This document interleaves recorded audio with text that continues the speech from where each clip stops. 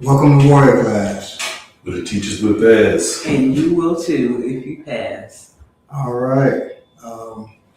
This is the stick, knife, and gun episode. You will see me for the first time operate my pistol. No, you won't. We will have a pistol. We will have a pistol on here, though. So, and I had meant to post last week, because we weren't here last week. I had meant to post a gun disarm episode that we did before, to repost that. And I didn't realize, like now StreamYard is situated, so I would have had to be there to start it physically. Whereas you didn't have to do that originally, so unless I'm missing something. Okay, so all right, we're gonna get into it. I'm Balagun Ojitade. I'm the master of the African Martial Arts Institute. Co-chairman of the Urban Survival and Preparedness Institute. I'm a father of 9, grandfather of 6, author of 47, 48 books, something like that. And priest in 2 traditions, priest of Obatala, priest of Ifa. And that's about me. Now we're going to give it to Billy. I am Billy E. Jones. I'm a assistant master at the African. I'm a full instructor at the African Martial Arts Institute. I'll be master by next week sometime. I ain't really sure when it's going to happen. Now, I'm a full instructor at the African Martial Arts Institute. I am also a father of 1 child that is a wonderful child, Open Baby Nia Simone Jones. I am also an actor. I am a writer. I just wrote and produced my first short movie that we just watched last week. I'm very proud of myself. And working on the second one. And of course, we're shooting Bob's. He got a million movies, just like he got books and everything. But so yeah, author. Not an author yet, but I'm about to be an author too, because I'm about to finish it. Not actor, and urban survival prepper, martial artist, wellness consultant. You know what I'm saying? Wilmingtonian. And yeah, that's me. Greetings, I'm Amaniki. I'm half asleep. And I am honestly a little bit offended whenever we do this because I don't have all of the accolades that they do. But I am an assistant instructor in African martial arts. You got the greatest attribute, you're a mother. I was about to say, I'm the mother of a freshly minted 18-year-old. Shout out to my Cairo. His 18th birthday was yesterday. Happy belated to Cairo. Yeah, I'm a comedic yoga basu and amateur herbalist, among other things. And I'm very happy to be here.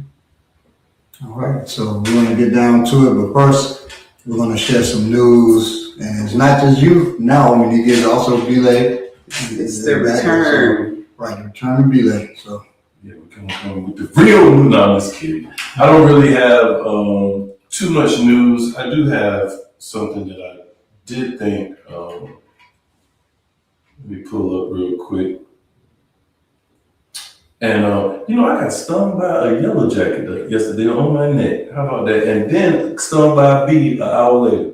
Bees don't never sting. So I don't know what the message was on that. That was something. That was wild. Bees don't never sting. And then the bee was on so I got stung in the back of the neck. I ran, got in my vehicle and pulled off. And then about an hour later, I hear something like in my back goes zzz, and I said, did I just hear that? And I leaned back, and I guess I almost squished the bee because the bee was on my jacket. And when I leaned back, then it kind of like stung me. I guess it don't hurt like a yellow jacket hurt anyway. It stung me in the back, so I jumped out the car, pulled off my jacket, and the bee was on the back of my jacket. So I didn't kill it. I let it get away. I let it go away. But I just thought that was that's never happened. It stung you. I was gonna say they die anyway. Yeah, that made me sad. That did make me sad. So, this isn't really news, but two things really quickly. First, I saw a compilation. How do you say it? Compilation. Thank you. A compilation video of football, soccer matches that has happened, in the past week or so, and all of the racist things that's been said, and I just thought it was just amazing, man, how these folks just are brave enough and bold enough to say all this stuff to players and yell all and taunt all this stuff, and even the players, some of the players have been assaulting other players and things of that nature. I'm very comfortable. And it's just it's sad. It's sad to see little black kids reaching out their hands to get pounds, and it goes all the way back to grown men trying to get a handshake from Trump or the Pope, and the Pope looking by him like, get off my face, man. You know what I'm saying? It's just every time I hear stuff like racism is down and I see stuff like this, it's just it's saddening. It's saddening. I saw a video also of a 14-year-old who was assaulted on video by this first this girl, and even though this might sound funny, but the girl I think was 17 and had a bunch of boys around her. So this black kid, he was on video, and they showed this 14-year-old boy. She punched him in the face, and then the dudes put him in a chokehold and knocked him out. And when he woke up, they put him in a chokehold again, knocked him back out, and was just picking at him. In the first punch, the girl that threw the first punch, she's cousins of the sheriff, who's the arrested officer. Is it in South Carolina? This is North Carolina. North Carolina. Lenore County. So Jackie Rogers is the county DA. Matthew Delbridge is in charge of the investigation. And so I just thought that was really wild. There's a lot of conflict of interest going on in the case. And I just want to see we need to keep our eyes on that and see what's going to happen with that. Supposedly, if I remember right, the girl was she had been involved with him some kind of way, his girlfriend or ex-girlfriend, and then she invited him over there for them to jump on. And so the last thing really that was just disheartening, these are just things I've been noticing. I didn't really plan for the news, but the most disheartening thing I saw this past week or so was a bus ride to Disney World. A bunch of kids, I'm talking about young kids, 3-4 years old and everything, singing the Carisha song. Yeah. The what? The Young Miami song. The Young Miami song. Yeah, I think her name Carisha, but I'm not sure. Carisha, Young Miami. Yeah, the scamming song. And it was a busload of kids singing, and the adults was the one videoing and smiling and laughing. It's cute. It's another compilation of videos showing this dude who's dancing. Yeah, he's dancing with a I guess a gold yard bag is what they talk about. I don't know what a gold yard bag is, to be honest with you, but he got the bag at a party, and all these kids are behind him. And the kids may be like between, I would say, 10 to 12 maybe. Yeah, times 13 And something. he's look like he about 20 years old. Ridiculous. So a 3-year-old girl who can't pronounce half of the words. Her mama videoed her. And I mean, I just hope that if we have any family members who like friends or people that's on this level, I don't know nobody who, my daughter don't even like new rap music, which I'm so happy. If I saw her making a video like this, I've never put my hands on my daughter before. No, but seriously, like, man, we gotta hold each other responsible in our community. That's the bigger lesson. Like, you shouldn't feel unless your community is failing you, which our community is in most cases. But and then people, celebrities and different folks are attacking NDRE because she spoke out against the song and how people are reacting to it. And so she's got a lot of backlash from that. And I just say to NDRE, keep your head up. Right. We have to support her in times like this. You know what I'm saying? It's really a question of compromised values. I was reading one of those NDRE posts, and this is not a rebroadcast. It's not. No. This is not a rebroadcast. It's a somebody said that? Yeah. Sorry. But they were talking about. Listen to what we're talking about. This is current events. But someone commented. It was a woman who said, she didn't want to live in a world where she couldn't listen to Cardi B and NDRE and, whatever other stuff she was talking about listening to.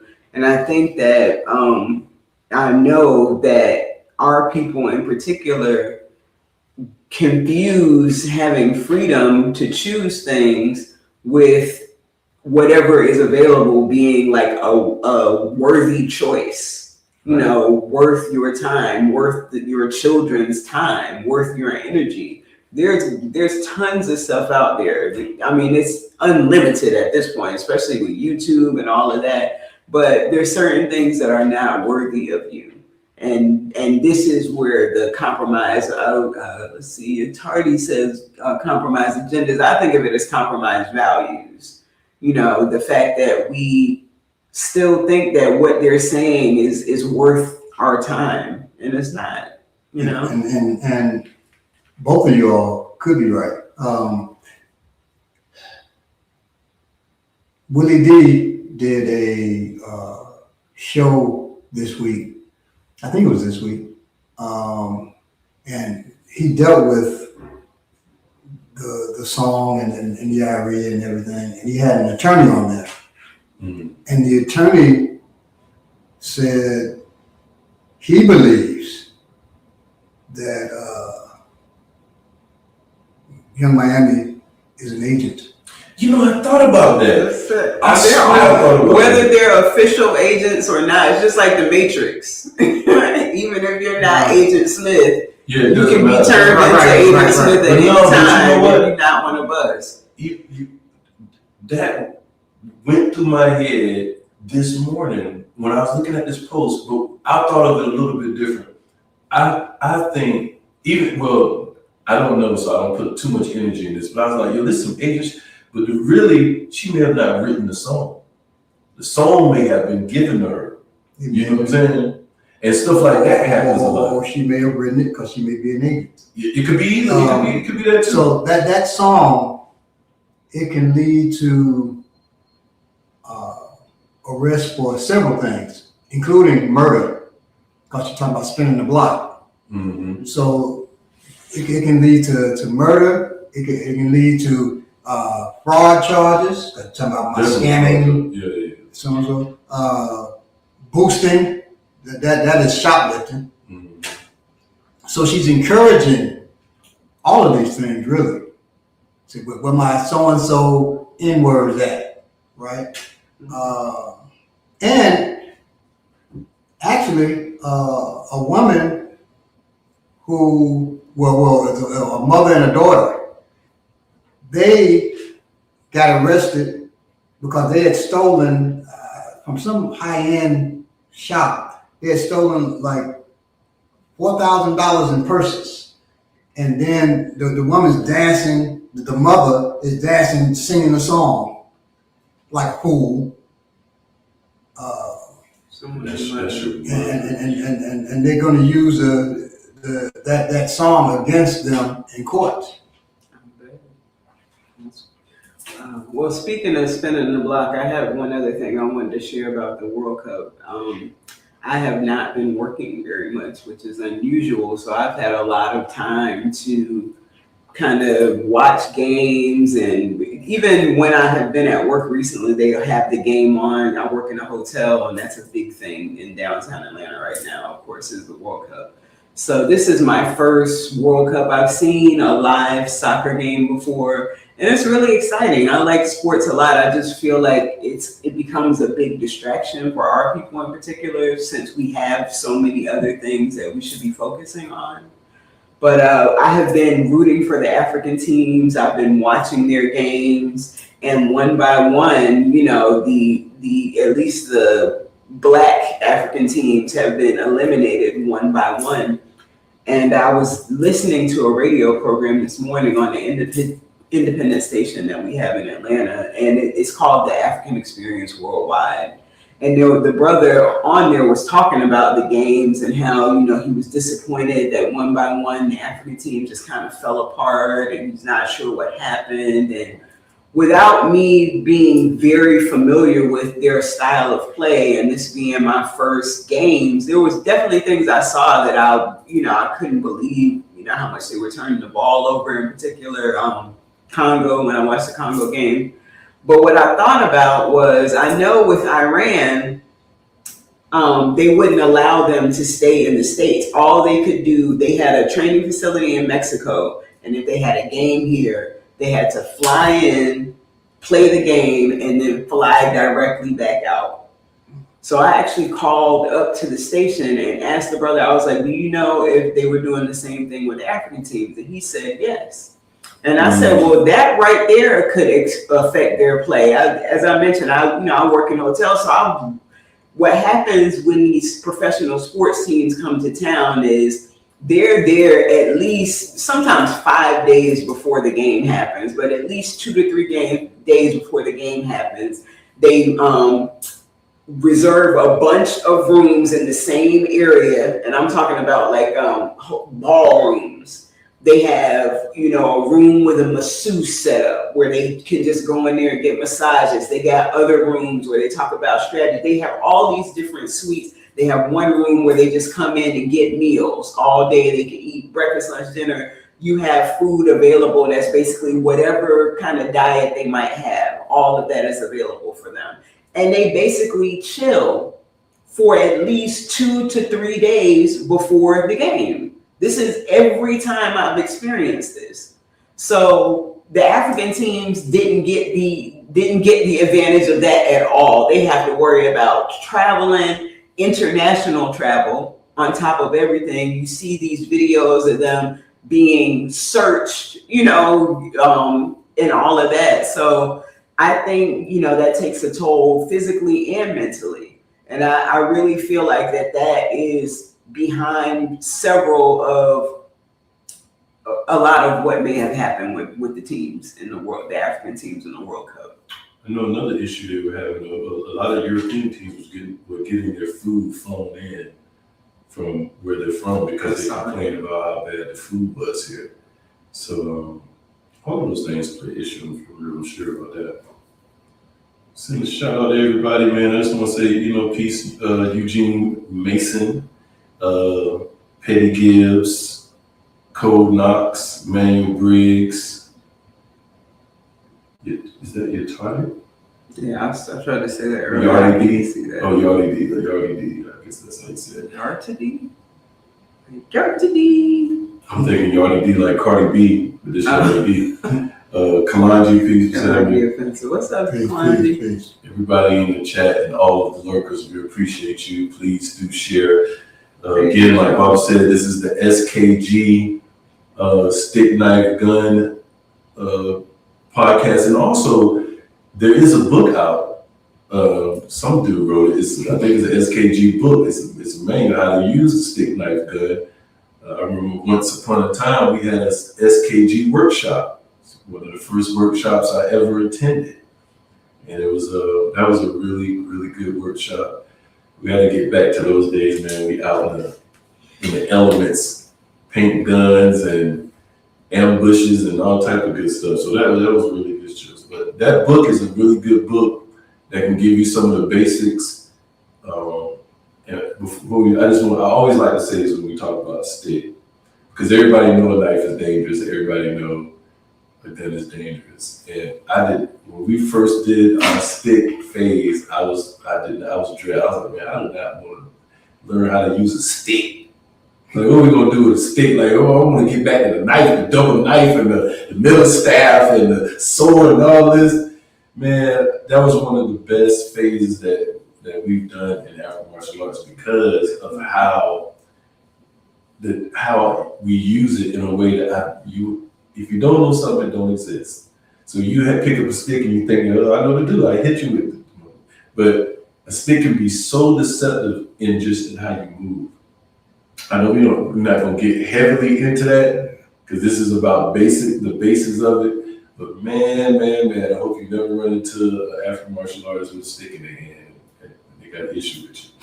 Because it's hard. That's hard to deal with. It's very deceitful.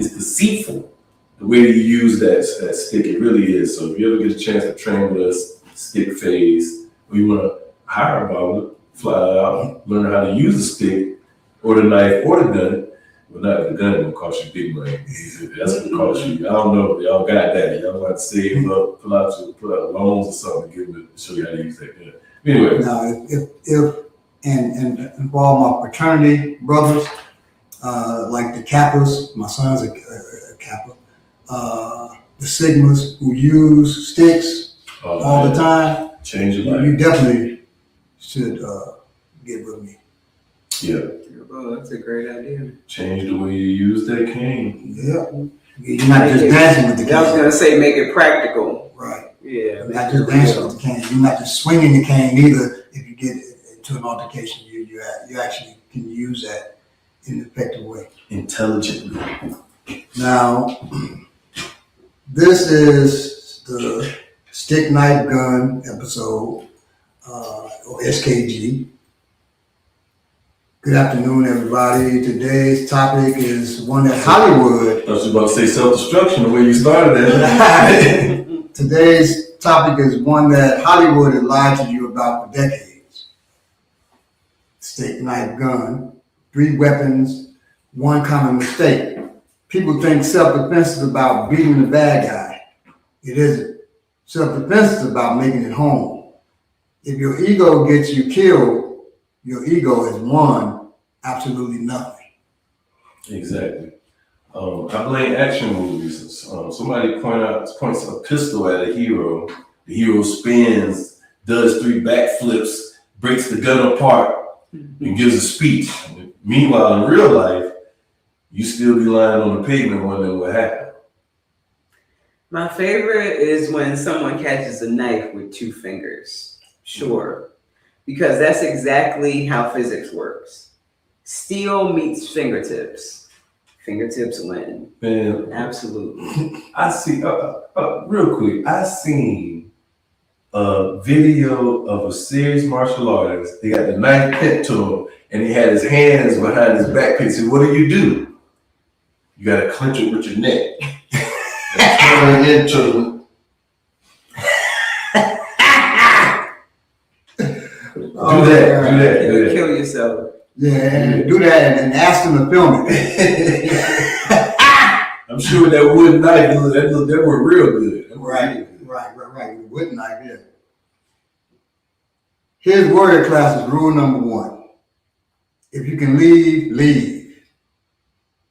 The greatest self-defense technique ever invented is walking away. Right. You know what black belts everyone respects, and that's the one that's still breathing. The most respected black belt out there. Nobody gets home and says, I escaped safely. Worst day ever. Now, let's settle something. Self-defense is not revenge. It isn't punishment. It isn't proving toughness.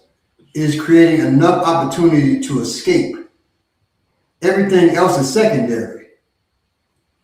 Rule 1, run if you can. Hey, if somebody wants your wallet, take it. You can replace a wallet. You can't replace yourself. Baba Eugene Mason said you're doing the Grady laugh again. Yeah.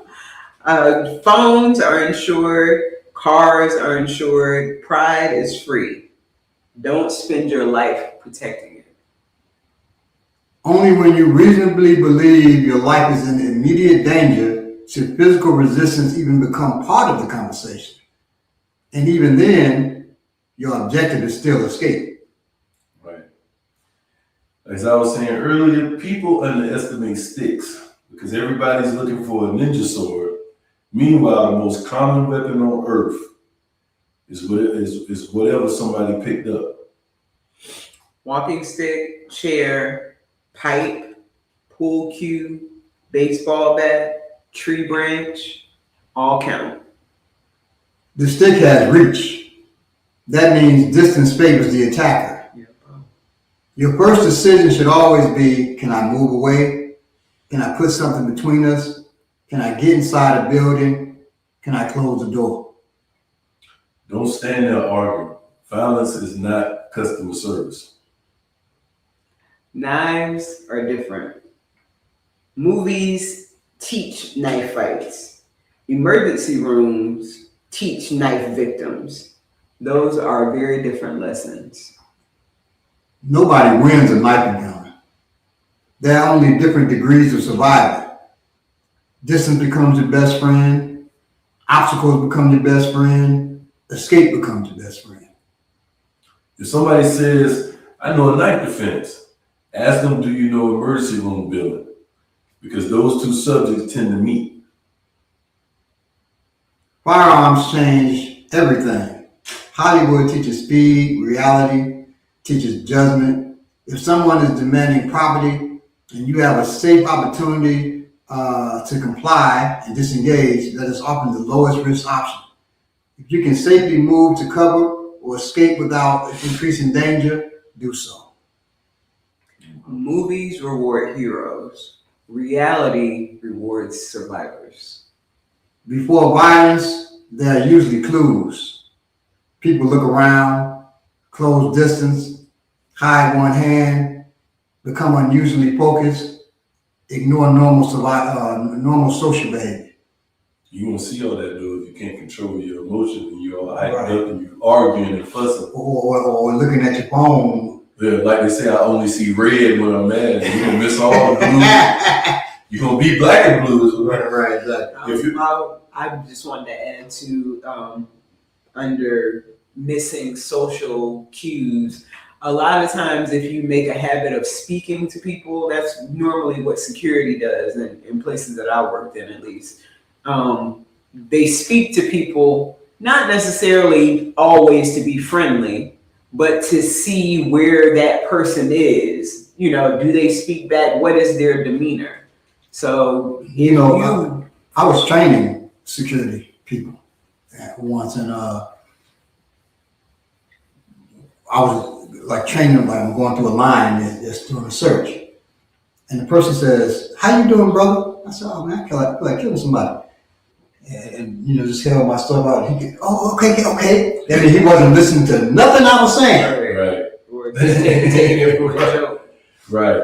He's so used to the automatic. Now he wasn't taking it for a joke, but he was automatically just moving off of automatically what he does. Right. And when I got into the place, there was a speaker who was, I set all this up. So the speaker was speaking. He said, "I'd like to bring on the next speaker." And so he brought me up. And when I came up, I said, "All of you all are dead." He said, "What do you mean?" And then I proceeded to pull out explosives, a pistol. I had a Quran that I had hollowed out and put a pistol in it. I put a pistol. I had 2 knives. That's after being searched, because a person gets so into, well, where they get so used to searching, and they've been searching for so long when they're on security, that all you got to do is just waste their time, take a long time. Because I also had all kinds of stuff in my pockets that like orange and all kinds of stuff. And it was hot. Throwing them off. And so they were thrown off, and then I said, I feel like killing somebody. I feel like killing somebody, and they didn't even notice that. Now that I no longer do, you can't prosecute me for this, but when I used to do a background and they search your bags, I realized real early, the more stuff I got in my bag, the less they search it. Right. The more stuff I got in my bag, so I just put so much stuff in my bag.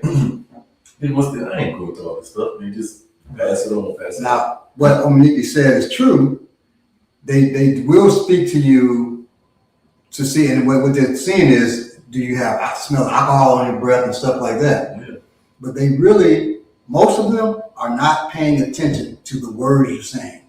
Right. You supposed to engage to hear how they communicate, if they make eye contact, all that stuff is why you should be doing. It's really easy to right. They start crying when you ask them how you doing, brother? I was saying that too if you're thinking about your personal security. Obviously, you're not walking around like a guard, but you can speak to people. It's difficult if someone's, there are people who can switch it up easy, but if someone's about to attack you, then it probably would be a lot more difficult for them to say something very friendly to you, and then move back into about to attack you mode. So well, they can, but they will still give any attack. Gives pre-incident indicators. Right. Always. It's always things, so you got to listen to what they're saying. You got to look at what they're doing. You have to do all of that. You have to feel. And just talk about this. They will. Or was it in some notes I just read? Probably some notes. I just heard you say that. Seemed like it. So if your instincts whisper, "This feels wrong," listen. Your ancestors survive by paying attention. Sometimes people fight because they don't want to look scared. Congratulations. Now you look unconscious. Confidence is not refusing to lead.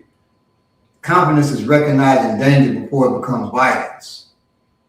A warrior protects life, including his own, including hers, including his, including innocent people nearby.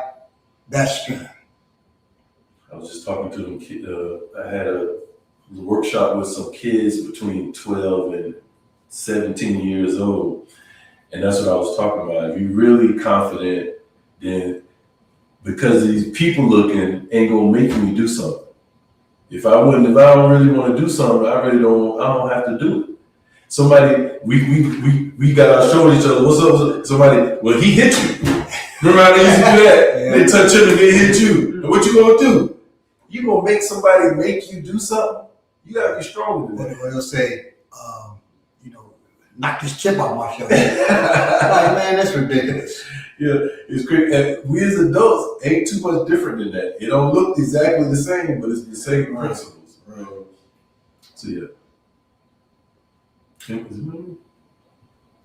So rather than relying on complex disarms or choreographed techniques, focus on simple principles that improve your chances of getting away safely.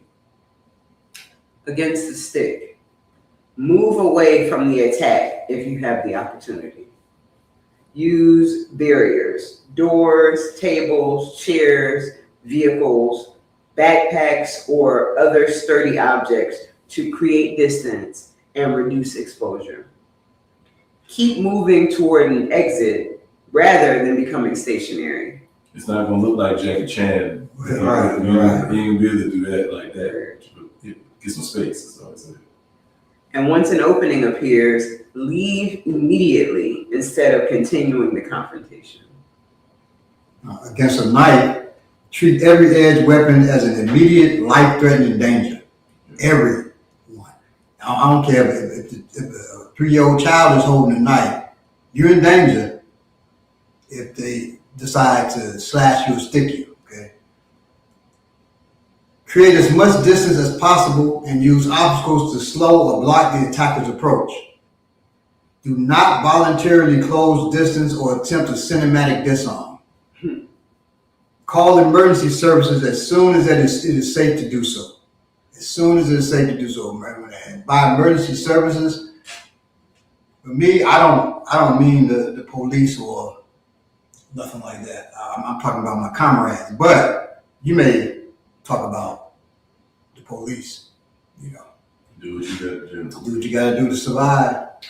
Against the firearm, stay as calm as possible and avoid sudden movements that can increase risk.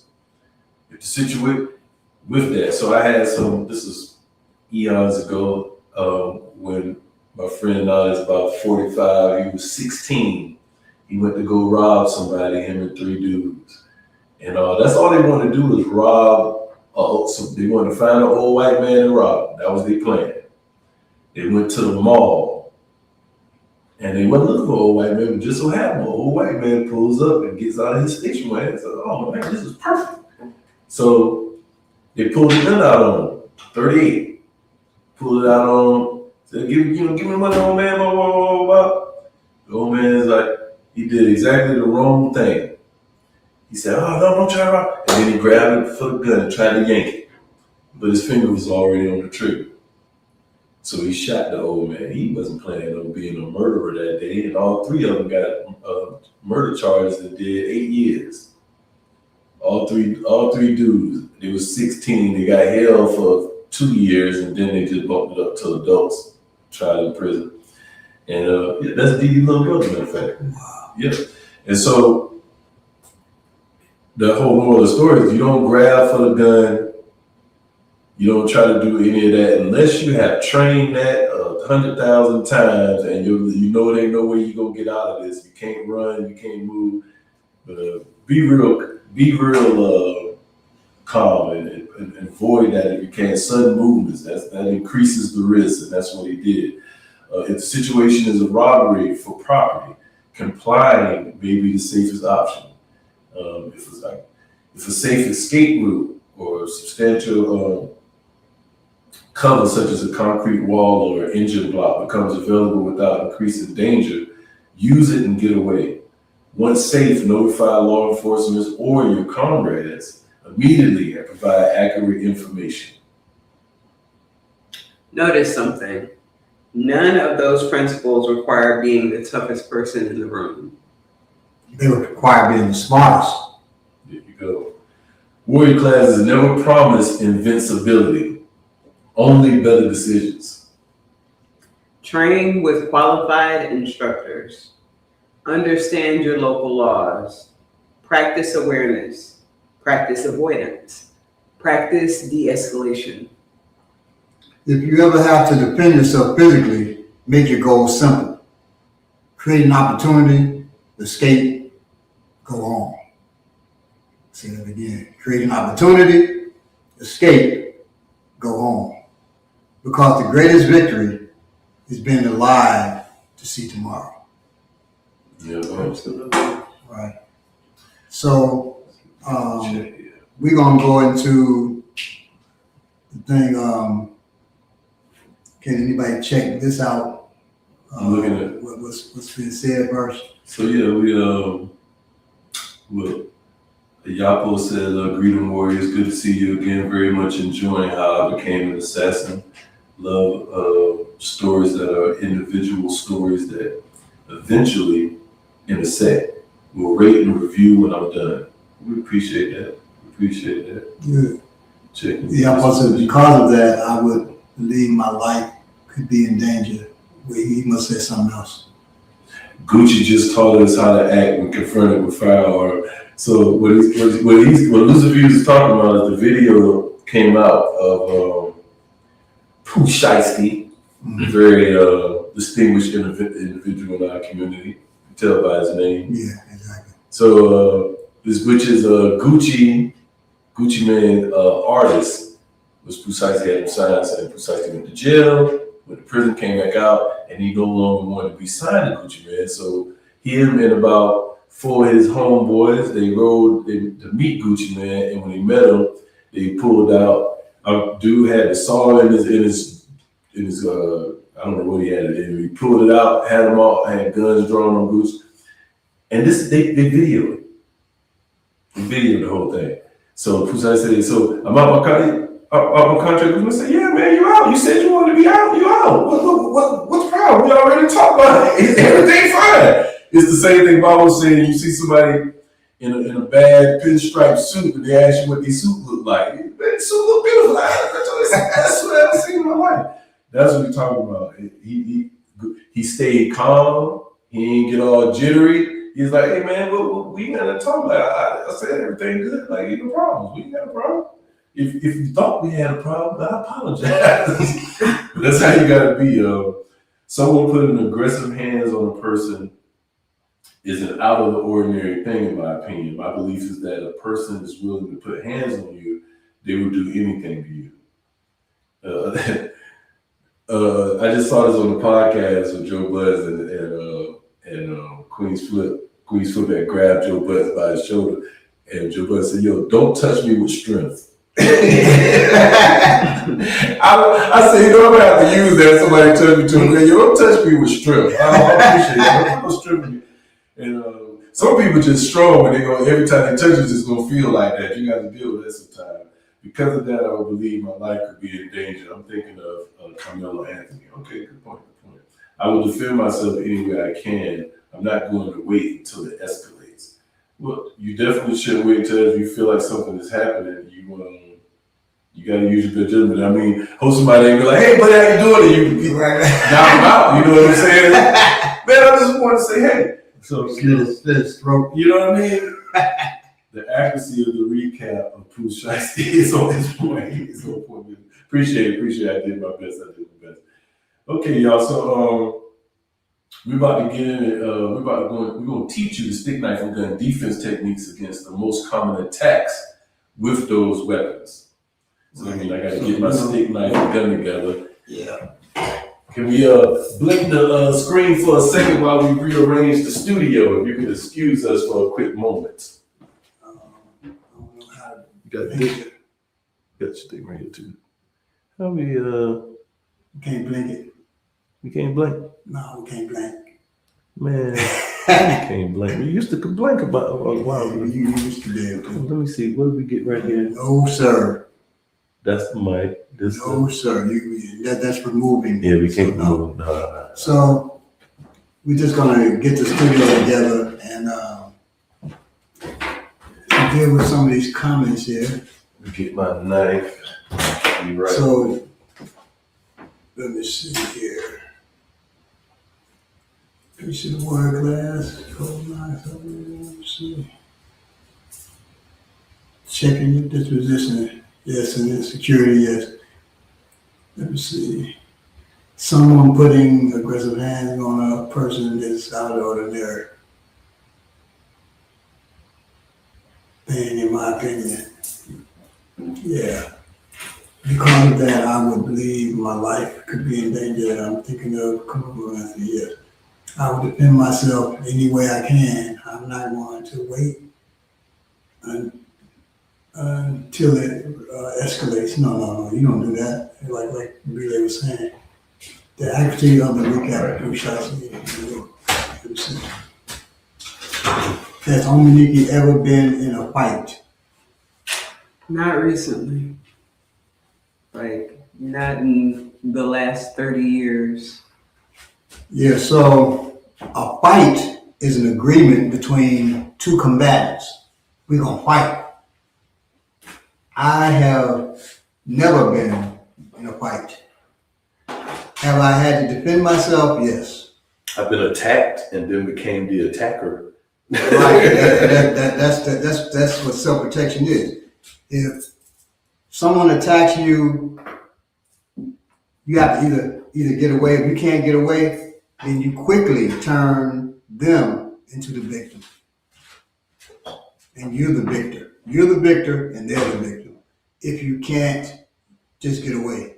And even then, you're only the victor for a short time and then you haul ass out of there. A lot of these instructors online are showing stuff that can wind you up in prison. I don't believe they want to, but they don't know no better. Because their teacher taught them, just wreck the person. Just wreck the person. And you don't do it. Now, I teach my students to wreck the person if they have to, but then get gone. And he teaches. And I teach. Okay, you're using this technique, and you have a pocket stick or a knife, but there are 20 people watching. Exactly. Now, what's your option? Because you can't just stick this person with a knife, and 20 people are watching you. You can't do that. You can't say, I don't care what people think. You better. You better. Because if you end up on a video or meme or something like that, a meme about murder, that would be bad for you. All those flat cameras in every city, especially in Atlanta. Atlanta is the most surveilled city in this country. The most surveilled in this country. Brittany, we did not talk about the black lady that killed the white man in the Walmart parking lot in Florida. Yeah, I thought about that. And the opposite is I've actually practiced the cane technique you taught. I still need to get a better cane that's not smooth, like you said. All right. You may want to You're check all out. peaceful but fierce. Well, Baba's nickname is the Lamb. Yeah. Most peaceful. Yeah, okay, yeah, he's all peace over here. But as far as I guess you said he's talking about canes. I was gonna say we got our walking sticks from our Army Navy store. So I don't know. You could check out one in your area. Yeah, but even canes, you can get a cane with a warp look. Right, or you can sand it if you need to. Right. So, not sand it because then it'd be smooth. Well, I'm thinking she meant it had a finish on it, so you could sand that finish on it. You can, but still be kind of smooth. You can right. You can get canes that have a warp look. Now, it's funny. A very respected teacher, highly respected teacher, in the black community. He said, when he called Akimbobola, he said, can you and Baba come over to my house? I got a gift for Baba. I said, what? You got a gift? I said, okay, cool. And he gave me a cane. And it was smooth as a baby's ass. I said, well, I can't, I didn't tell him. I said, oh, thank you. I could not use that as a weapon, right? But I turned it into a training tool. So. There wasn't a black one with the ball on. No, that's not even. Yeah, I was about to say that. No, that was my gift from several students for one of my birthdays. So you get so many gifts you probably didn't remember. No, it was a straight stick, long brown stick. No, it was a brown stick, and then I taped a boxing glove to it. For long range attacks. All right, so we're gonna get into the stick now. First, the most common stick attack is the inside downward horizontal slash, and I'll show you what that means. Or Billy show you what that means. Number 2 strike. Come on up here. Make sure we got our lighting together.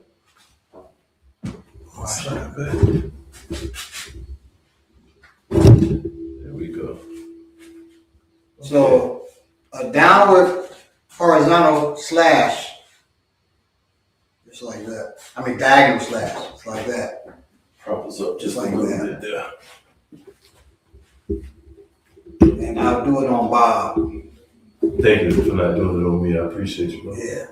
I would normally do it on Belay, but he set this up, you know. I would normally blast it with it. I'm just getting back, so I won't hit you too. All right, here we go. So downward slash, right? Downward. Commonly it's to the hands. Well, in our system, it's to the hands. Yeah. But it's also and like certain guys in blue, they would normally hit you in the shoulder or in your head. They're not supposed to hit to the head unless you got a firearm or something. But they would normally do. But you can get hit in the collarbone. It can break your head. You know you can get that shattered. Your hand is the worst, really. Where you get to the legs or whatever. So we're going to deal with The defense for that? the defense against that. So when he gets ready to strike, it can be either. Now, if I'm this close, of course he's going to shatter my skull. Yeah. If I'm back here, he'd have to take a step to shatter my skull. Okay? So this is where I want to be at. But if he's going to attack anyway, like that, that's where I make my move. Like that, when he reaches back. Right. I got him. So when he does that, I go up with my hands, both of them, up. Not one hand down, one hand, nothing like that, or not, stepping like this with my hands down. My hands are up, all right? When I step, I'm sorry for stepping on your foot, that's right, that's automatic for me, but when I step, now I would hit him here, but Go that line out. you can go here, wrap this up, wrap that up. And he goes, boom, boom, wrap that up. Now, this hand can push him down, or I can take him somewhere, or something of that nature, right? I have that hand with the stick trapped. He's not going to be able to pass it to the other hand because his hand's over here. Right. So, And he can make that painful. Right now, it's just trapped. right. And I can either hit to the throat or push to the shoulder. Come down. I'm about to break. Yeah. So now, if I'm locked onto his elbow, so if I throw him, it would damage his elbow too. But I'm going to release his elbow. When I throw, so you can step behind him and push him down, right? I would let go of the weapon first of all. And yes, because I would hyperextend his elbow. Just by holding on to it. But if you don't know how to do that throw, you still here. He reaches. Now don't wait until it gets all the way back, because if you step, he's gonna bash you, right? Right. When his hand is moving to go up there, then you boom, you go up and you wrap his arm. Okay. Now from here, I can slam him into the wall. I can do different things. Right. I'll be getting blows all in the face. To make this simple, right. Boom, boom, boom. Now you notice he has his hand here. I don't want him to go for a knife or nothing either. So I would just take him down. Okay. Now you can take him down without stepping behind them by just boom Yeah, that'll do it. and taking them down, right? But you can hit to his throat, take him down. This is called a lion's mouth. You can hit, take him down there. You can wrench him this way. Yeah. Well, I'm in bad shape. And you can guillotine, or you can, like I said, you can get him this way. See, I'm all like this. His arm, his elbow's bent. That locks his shoulder up, actually. Tap is coming in a minute. And then, Tap. right, he said tap because it hurts his shoulder. So I could break his shoulder, whatever I had to do. So that's how you get with the stick. Okay. Now to get away, I wouldn't do this technique. This is I'm taking him to jail, or I'm taking him to my comrades. Me, I'm taking him to my comrades. And I said, yeah, this dude was gonna attack me with a stick, and I got him. Y'all can take care of him.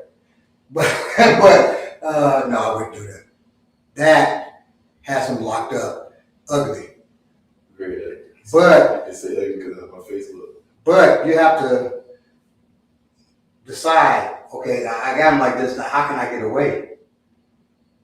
Because so I got to break his shoulder, make him drop that weapon, and then I run. Something to finish it, Right. What's going on. Always, you want to do a definitive finish. The best finish for you, though, it really is to throw. Stomp one time at least before you run away, though. You know, stomp up. Just a little. Stomp him? Yeah, when you can. I gotta stomp him a little. So now, he did try to hit you with a stick. right. Boom. You throw. Boom. Now, all this right here. at this point, Yeah, I can't even let go. I'm trying to let go. right, I can rip that stick away, and I can take off.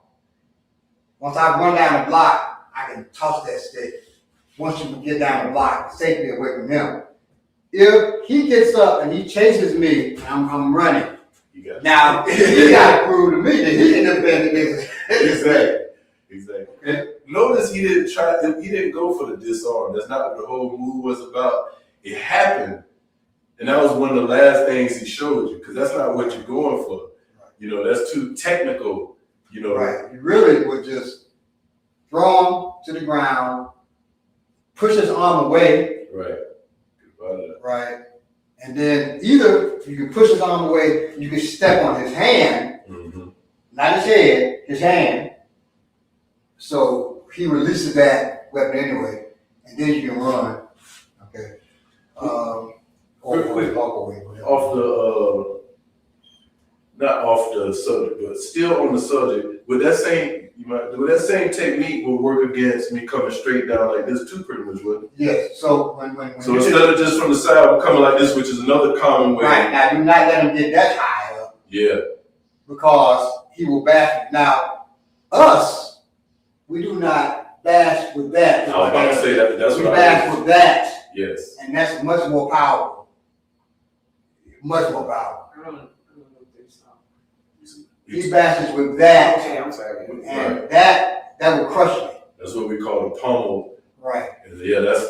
So if you're about to attack like that, boom, I get him there. Same thing going Same down. thing, and then boom. That's the African way it works in multiple situations. Right. And again, we're about to go from the stick, we're about to move to the knife. Yes. I just want to show y'all. So this stick, if I'm holding it like this and I'm moving like this, right? You don't know if I'm about to come here, if I'm about to come here, if I'm about to come here, if I'm about to come here, if I'm about to come here. There's so many things you can do holding this in so many ways to attack. You would not know where it's coming from. This is very deceptive when you're holding it and using it the right way. So And that's us. So we That's us, yes, we do not reach back no. and swing like that. We go from here. Okay. From here boom, devastating. Now, and some people say, well, you know, you hit him with a stick, that's just to get away. A stick is not just an annoyance. The stick will kill you. The stick will kill you. You better understand. So, but the first thing we go for, if I'm using the stick, is the delivery system first. I'll destroy that. Okay? I want to bash his delivery system first. Then it's me. So that is structural damage.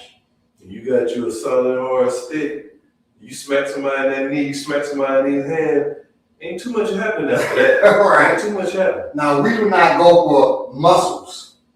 Yeah. I don't want to bruise you. No. I want to break you. Okay? So Just so you know, when we talk about using the stick, right. the weight is much different. Using the stick, do not reach back. Now, if I'm like this, I got to reach back because that's just playing with it. Cake, man. All right, but like this, And I know what you're thinking. If you hold the stick like that, what you gonna do? You gonna try to grab it because it's just like that. right? Reach for it, Boom. and that's exactly what happens. You get taught. As soon as you do that and you get that bang right there, you're gonna put it right back where it came from. Right. Then you're gonna get hit again in the same Right. As soon as you reach Right. back like that, you'll smack you again and say it's over. That's how fast it's over. Or he reaches and I disappear Oh my goodness. like that. Now it ain't good. Now you're doing like this and you get Right. something else. Right. And now, boom. It's nasty. It's real nasty. We can do all day with that. But yeah. That's come to the class, learn about it. All right, now. Now for the favorites. Everybody loves it. The knife. Now against the knife is a grab and sewing machine. The sewing machine shank. People call this the prison attack. It happens more than in prison, first of all. And I don't call it that because I know people who've been in prison. I was in jail myself. And I know people who've been attacked like this. So with the prison shank, just to show you, the person grabs you and then they stick it. That's a sewing machine. They call it a sewing machine. Now with this, it doesn't take nothing at all. If I touch him with a knife, he open up. He's going to open up. Okay, just touching him with the knife, he's going to open up. So I can drive this into him. Now the good thing about this is it stabs. You say, what's the good thing about stabs? You can get help unless it hits your liver. You can survive stabbing attacks. I mean, if you get stabbed up, it'll still be all right. But he slashes to your arteries or something like that, you got a bad day. Now, either he's going to grab like this, he's going to grab like this, he's going to brace you like that and stab, or he's going to brace your shirt, stab. Okay. So it's always with a type of grab and stab. So when he grabs, now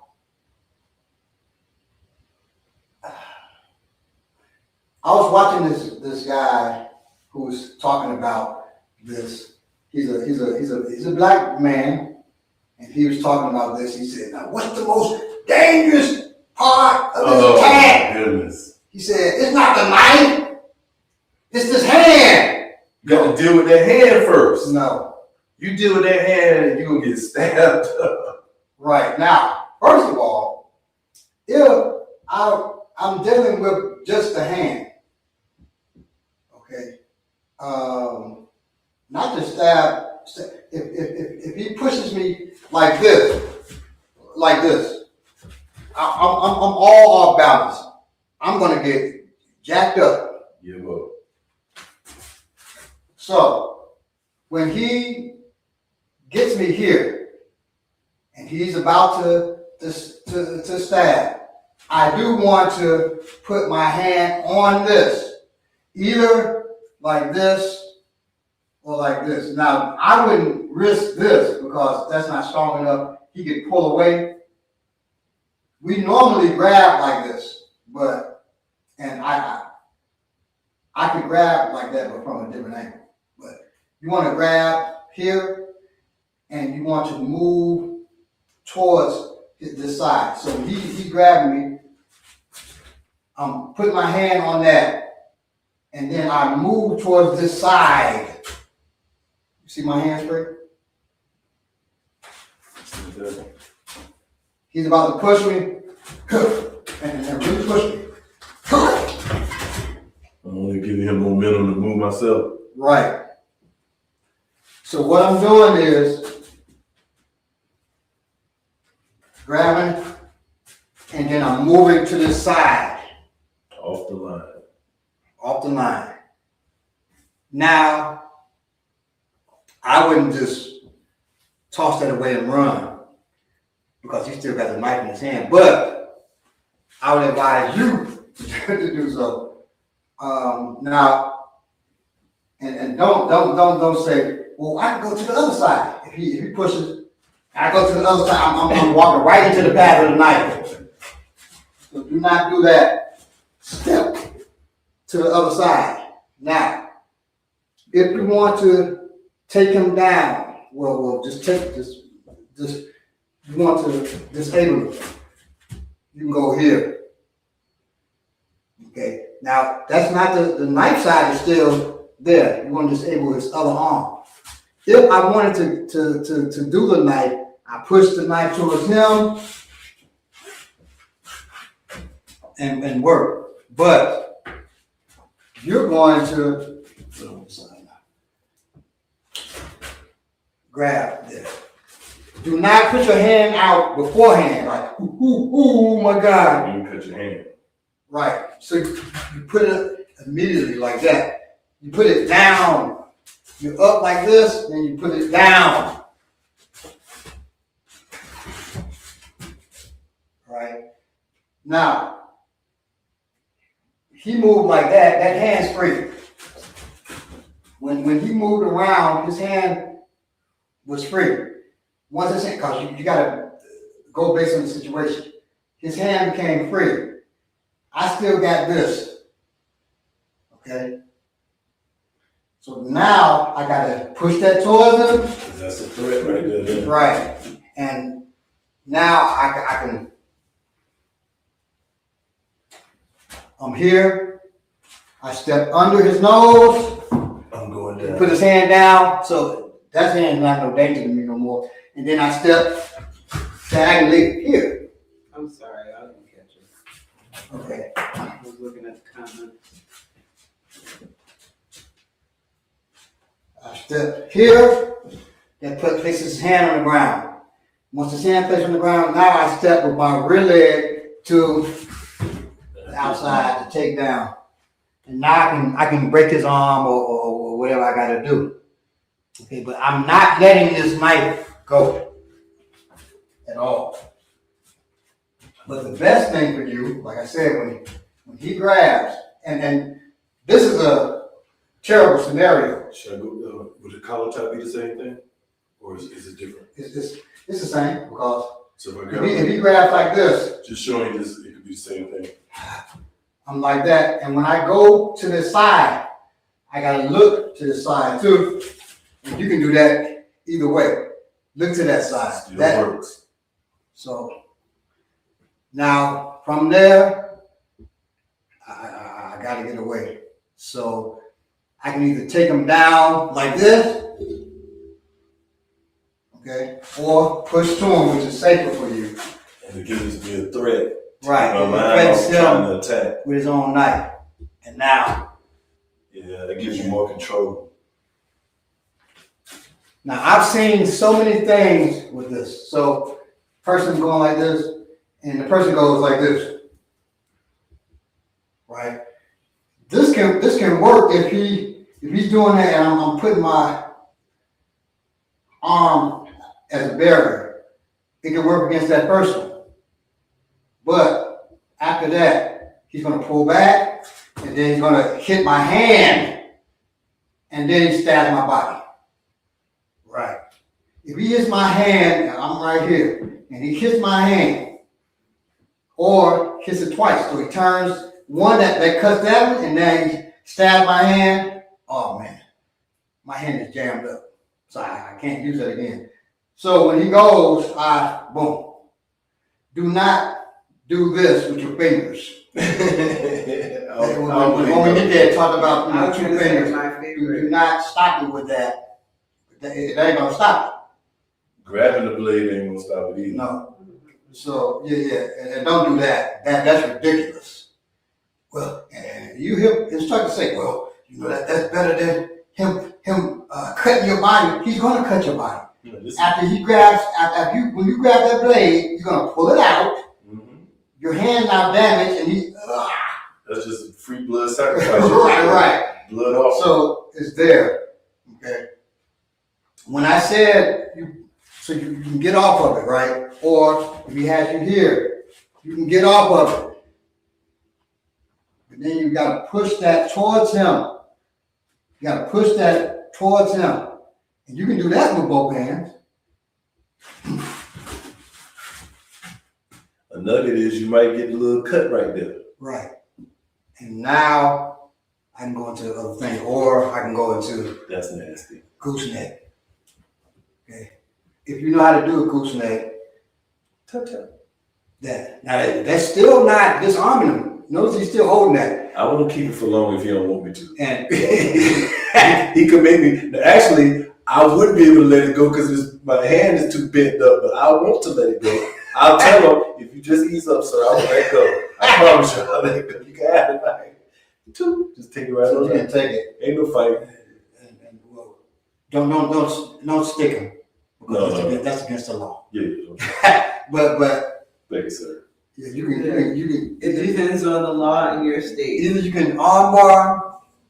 Now in our state, I can stick him after, because what happened was he was fighting for the knife, and then I stuck him. And I didn't stick him; he stuck himself. This is bad too. It's slow, so he's just gonna talk to me while he's like, hey, you know about to stab you in your chest, right? Right. You know about to stick you. Not I'm about to stick your throat, but no. So you got him here. Okay. Or you can have him, like I said, in an arm bar. Okay. Or when he gets me here and he's there, I'm here, right? And he's gonna be shocked anyway, but I don't wanna make assumptions on this man. I can push him away there and I can haul ass. Yeah, there you go. Okay. There you go. Avoidance. Remember, hide behind the security dude right there. Right. Hey, man, he got a knife trying to Right, exactly. The security dude gonna run too. These techniques are only going to work if you train them, Right. and you have to train them a lot. Now, drawn a gun, so Until you get to see a pistol, you finally get to see one. Got that so thing he going, boy. he Got puts that it in his now this, if he has it out like this, I'm gonna give him what he wants. He wants my wallet, he can have it. He wants this knife in my pocket, which would really be crazy. He can have it. Now, that knife would cost some money. I want that knife. Sit in the crowd. I want that knife. So he can have it. He can have whatever except for my manhood or my livelihood. Yeah, right. But yes, if he has it in his waist, I mean, and some dudes do now that's called an appendix jaw, where it's at. Some people have it on the side, whichever, it doesn't matter. it's really not. I know you can do it in Georgia, but let me just tell you, to have your pistol showing in a holster and walking around like you Why? well, I call it a probation officer. Basseries. Walk around like you're a probation officer when you're not that's a good way to get to put the violence up here if it's gonna happen. Because first of all, I can take your weapon. Unless you got one of those really good holsters, I can take your weapon. The second thing is, I know you got a weapon. I just pulled mine. Let me get that. And then I can take. Now I got two. So you definitely want to be concealed if possible. Now, one thing about a concealed weapon, most people, and if you do this, stop. Can you hand it to me? Can you hand it to me real quick? Most people, wherever you got it at, here, whatever, they tuck. Yeah, they It's check. called tucking. They tuck checking. They're checking for the weapon. I used to do that with my Make sure it don't fall. Make sure it don't fall out. You're checking for the weapon. That's a mistake. Okay. But you rely on that because that's the only way, well, not the only way, but that's one way that you can tell that he got a tool on him, right?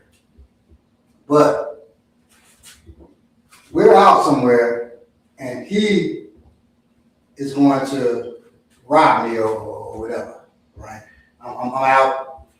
In fact, I'm talking to Omanigi. Yeah, so. And now he gets ready to. Now when he lifts that mug up like that, I gotta move. It doesn't matter if she's there. I'm moving, right. So I don't get. See this right here? Right, exactly. Nah. Your eyes just can't get big. Right. Like, oh my God, he's about to rob me. So, or you stand bus stop sucking on a lollipop. If you're a dude, I don't know why you're doing that, but woman might be. But he gets ready. Now, at that point, he's not going to get this close to me more than likely. Right. Unless he's trying to intimidate me. Yeah. What's up, bro? At that point, you gotta run at him. So, when he lifts that shirt, unless he was like, "Oh, what's up, brother?" and about to scratch his stomach, and he better make that clear to me. When he reaches up, I'm in. When you in, boom, you hit him against that, right? Or you take him down or whatever. Now I would hit here, but you don't have to hit there. You can hit like this. I could feel the same. Right. Or you can hit to the bridge of his nose. Or you can, I wouldn't do this, but if you hit him like that, you gotta move with him though. Yeah. So when he reaches up, I'm with him and boom, right? Boom, boom, boom, right? I try to make sure he never gets that out of his holster. Now I go down to the ground with him on this. When I hit here, boom, or hit here, boom, and he got his hand there, still on his weapon, and he's collapsing down. Or he collapsing. I'm collapsing with him. I'm collapsing with him. Watch it on me so they can see. Can they see me? I believe so. I'm collapsing with him. So I still got my hand on this weapon. Then boom, boom, boom, boom, boom. Okay? I don't know if they saw that. Yeah. Right here. I got my hand on that weapon. Boom, boom, boom, boom, boom, boom. Okay? That's still in there. Now if he got it in his appendix and he pulls that trigger, he's gonna shoot himself. Yeah. Right in the groin. That's not fun. Or the femoral. That's no fun.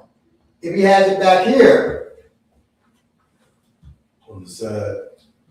and I'm right here with him, same thing. Boom, I'm here. Boom, boom. If he shoots himself, he just shoots himself in the back meat of his thigh. He doesn't shoot me. That's the good part of it. Boom, boom. See, what he don't know is I've been watching movies and I got a 45. I'm willing to shoot through my And leg. hit me on the other side. Yeah, that's an amazing 45. And I was gonna say, unless you got a 50 cal, and you don't have any 50 caliber pistols except for the Desert Eagle, and it shoots a pistol round, Right. not a rifle round, and so it's not gonna go through his leg and hit me either. Yeah. It's just gonna tear him up. Okay, so I'm here. Now you got to get out though. He may be a jiu-jitsu expert and a robber. So you got to get out of this. But, and if he's that, I can show you how to get out, but we don't want to make an assumption about him being a jiu-jitsu expert. But I got this other hand free. Now he has that hand free. He could go for his other pistol, and I can just here. I got 2 pistols. I'm bad. Robbing ass dude. Well, you were robbing, you on the ground, so. Yeah, not robbing. So he ended up on the ground. But I can use this. So I'm in this xiphoid process, and I'm pushing up to get out. Okay, you can get away. Now this hand, I take that off. I take the gun from him. Now if it's a revolver like this, I can just shoot. Yeah, you ain't got nothing to worry about. If I got to rack the slide, I rack the slide. I say, sir, why were you trying to rob me? Why were you trying to rob me? Well, when I lost my child, I just, yeah. So you can get out of that. If put it back in. More than likely, what's going to happen is I got to get up. Okay? And we're on this ground touching. And he puts his, now he's trained, so he's not going to lay his leg down, but he lays one leg down, whichever leg is down. I can now attack that leg, or I will go to the side of the firearm. Oh, boy, yeah. Croc bite that leg, that knee, or whatever. It's a bad day. I can go to the side of that firearm. Now you can work it. Right. Now I can work to get rid of that. Get rid of his arm. Take this. Stuff in the Yeah. I can take it out. I can do whatever. Right. But the main thing is, Mom, can you show the crock fight after you, just so you? no, I don't want to show them the crack right now. So you can go ahead and put it in the. I guess I'm gonna explain what a crock fight is. Yeah, the crock bite is a nerve press on the femoral nerve. They seen it a minute ago when he used his knee on my thigh. That's Right, they seen it before. Yeah. What I want to do, he wants to rob me. And I put it there, and then I hit. If he doesn't go down, okay, then I gotta. I didn't get to grab the gun because he had it. Right. And I move away from him. What are you trying to do, sir? Okay. And now he got to charge at me. Okay.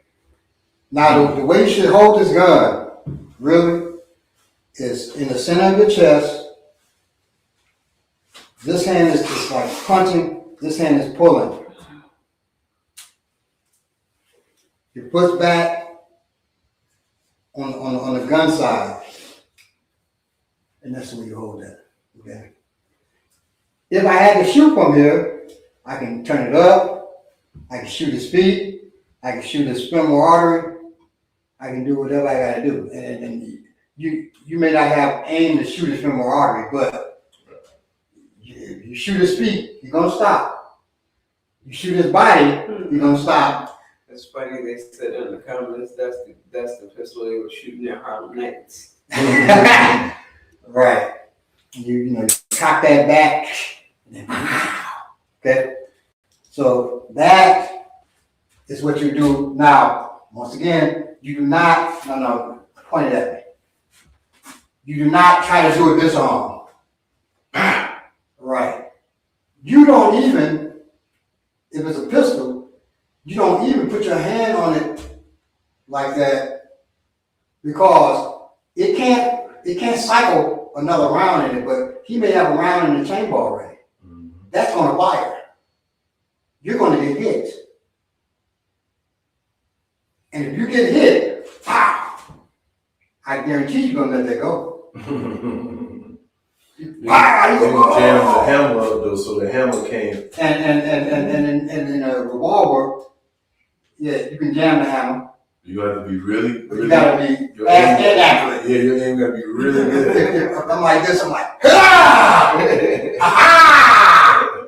That's not gonna happen. It's not gonna happen. No. And what he can do really is you just lift that hand up and turn it back towards yourself. Turn it back and lift your hand up. No, turn it back and lift your hand up. No, this hand. Oh, like right. this. I'm gonna let go. Oh, okay. It's breaking my finger. Right. Oh, right. The hammer is actually hurting. The hammer is breaking my finger. And then bow. Now get shot. So you cannot rely on grabbing a gun. And I say this to any martial artists out there, and that's why a lot of martial artists, they don't have the respect they should have for the years in, because they talk crazy guy like that. Or you'll see these fast disarms of a gun. It's not happening like that. As fast as I can be with my disarm, he can be just as fast or faster by pulling that trigger. Yeah. So the only thing that I can teach you is if it's in the holster or his waistband already, and you can stop it. And this hand can hit or whatever, right? Or pull your tool or whatever you got to do. Okay. But you want to keep that, and when you keep it, you don't just lay it there, you press it against his body. Okay. So that's not coming out. And even though when we were on the ground, this hand was free, my hand is on the outside, his is on the inside. So he could deliver me shots without me being able to get to him because I'm on the outside of that too. That's another thing you might have to pay attention to. And of course, if I got the gun to his head, right, he can do something. He can do all the stuff you see on TV. Right, exactly. All that can happen now. All the stuff you see. But the thing is, that don't happen a whole lot of time. Right. You supposed to be like this on you. Right. Like, you know what I'm saying? That's how they be. And don't do this. I've seen this too. Person does that, and the person, he steps there. They still pointing at me. They're still pointing at me. And his finger's still on the trigger. Yeah. The pain might make you shoot. Right. And first of all, I'm stepping off the line on a pistol. So you can just turn that. You step off the line, I'll point off the line. Right, it's just like a comedy show. So he's like this. Or like this because your elbows up. Oh, yeah. Like that. I'm like, oh, man. Oh, no. Oh, no. Come on, y'all. Come on. No. That's a lot, man. No. That's a lot to try to do. You're not doing that. You're not doing. And I've seen the person, like I said, step and do this. Even if he's smart and he steps and has him here, he still has a gun in his hand. Gun in his hand. Gun. Mm-mm. Mm-mm. Because even if I go here and he still has a gun in his hand, and now he turns towards me. Oh, whoa! No. So those are the three disarms. Now, one thing you'll notice about the three defenses. One thing you'll notice about them all is you're just stopping him. You try to hurt him and get away. Right, you're trying to survive. Right, you're trying to survive. You're not trying to win. You're not trying to look like John Wick. You're not trying to do none of that. You're trying to get away safely. Okay. Let's go and sit down so we can address these comments. Yapo had a question. Mm-hmm. I think I know the answer to it, but I'm sure he's asking you. He was saying at the end of Saving Private Ryan. Okay. At the end of Saving Private Ryan, do you remember when the German? I never watched. Well, I think I watched Saving Private Ryan once. I saw it back then. I haven't seen it again, but the scene is very memorable. There's, I believe it's a German officer on top of it. Is this what he said? But he's pushing a knife into the man's chest, or he's pushing it into a German officer, and they have a little bit of a struggle. So he's asking what was, but I mean, if you don't remember the scene, I guess you don't know. I was just gonna say there was some failures before that got him into that situation. Hand me my phone, please. Thank But he's gonna saying call what Private could Ryan. you.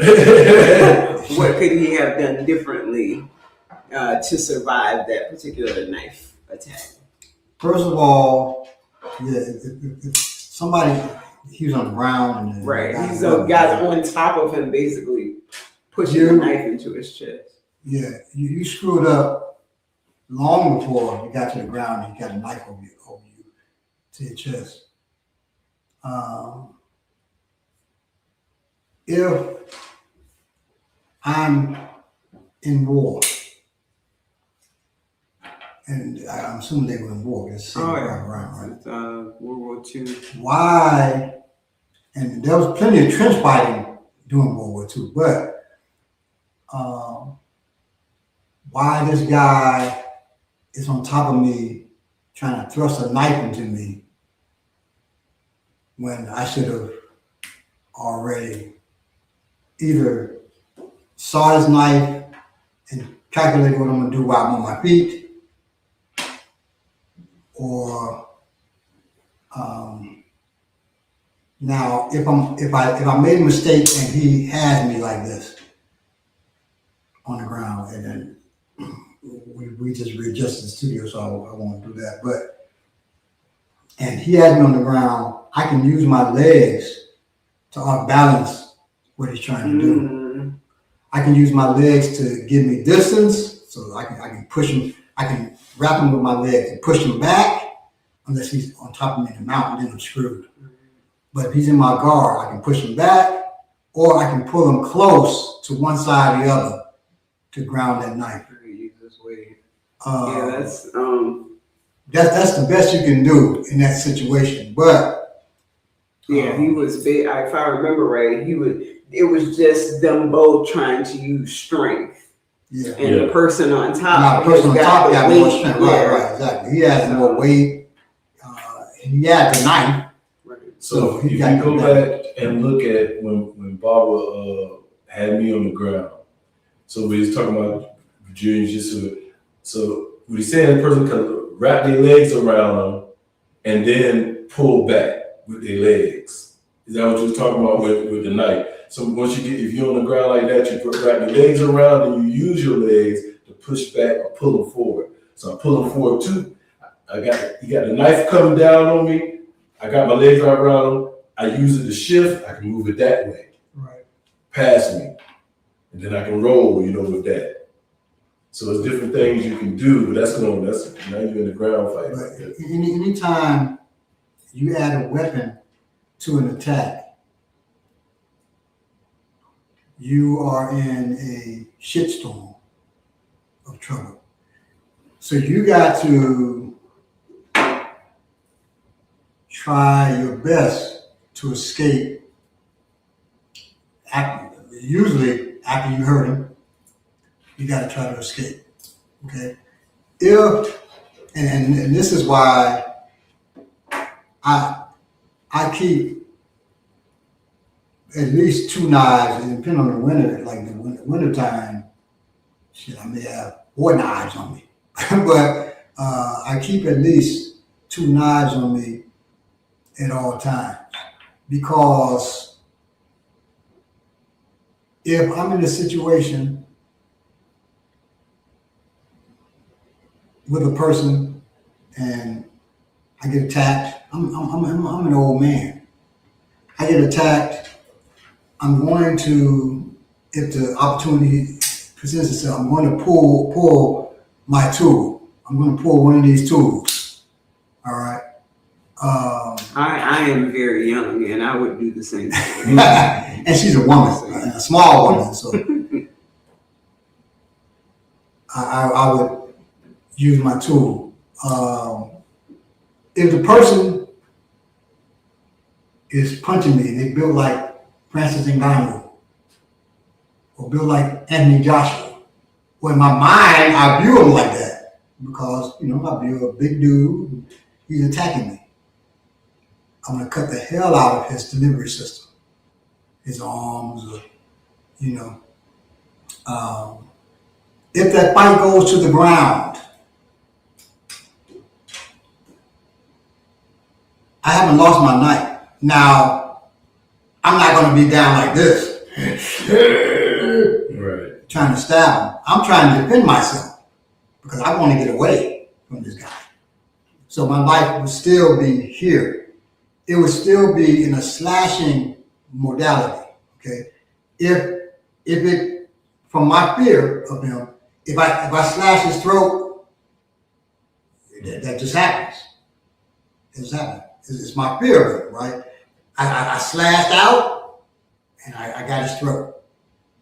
Okay, and then he spurting blood, and I push him off me and I leave. Or if I'm the one on top, as I'm trying to get up, it may be an accident. I should have pushed up with this hand, but I may have pushed up with that hand because I'm nervous. So I hit his femoral artery, and then I got to go ahead about my business. He's on the ground spurting blood. I'm running. Nerves, man. Right. Your nerves can get you now, just so you know. What Bila was talking about with making sure that you're training, even if you trained it many times, you're still going to be in a stress and duress situation, which is going to heighten things. So you're gonna train. German shouldn't have seen the knife. No, he shouldn't. I can't remember. Like I saw it in the movie theater. So it's been a really long time since I've seen Saving Private Ryan. Was asking, The way the hound slowly jammed that knife into the Lannister soldier's eye over and over by pushing his head down was even more wicked. He took out 4 to 5 soldiers. The hound did or the German? No, he's talking about the hound from Game of Thrones. He's talking about so he killed the Lannister soldier. ask, should we carry should we carry a baton? Is that what it was? Could you show it with Bilay's head in the other direction? I think he did. As you were explaining, we could only see your back. We couldn't see what you were doing with your hands. I think we moved. Yeah, we did. Should we carry an extendable baton? Don't point that at him, Baba. Should we carry an extendable baton? Mm-hmm. Somebody asked that question? Yes. I know. You can. It might be something I kept in the bag. For your defense. Would be my for your defense. first or secondary. I would suggest that you get a fixed baton like a pocket sharp. Yes. But now I've seen some extendable batons goddamn as long as this. Yeah. So they're so longer than that. Right, and that's ridiculous. If you're carrying that on your waist, you might as well carry a pistol because this is ridiculous. If I'm gonna swipe it and then the baton comes out. That's ridiculous. I've seen this extendable middle staff. Yeah, they got those. and that's garbage. Yeah. So because I've read the reviews and people like one person, no, two people, two or three, said I was in a self-defense situation and I tried to use it and it wouldn't come out. And then it's hard to get it back in sometimes. Yeah. What's a good stick that we can carry? Yeah, so this isn't a stick you carry around. This is a stick you might have it. Well, I do have in my car. You know what I mean? I have a couple, in my house, situations like that. So, yeah, it's no way to really carry. Now, if I got my bag, and I'm walking or taking a trip, and I'm packing now, I might have it then. But it's just, it's not you can't carry this on your person like that. You maybe can. No. It's not gonna work out. Now, a walking stick, now you can carry a walking stick. That's different. Even like when you a lot of people do it too. But I noticed that they carry garbage sticks. When like a lot of people who jog or they're walking, taking walks, and they have a stick in their hand. And I'm looking at the stick, and I'm like, that's some garbage. That's not going to do it's smooth as hell. It's not going to do nothing. Well, I can't say it won't do nothing. Right. But if you're in an extended attack by a dog, by a human being, and you're swinging it over and over, after a while, you're going to start thinking about the friction burns you just suffered. Mm-hmm.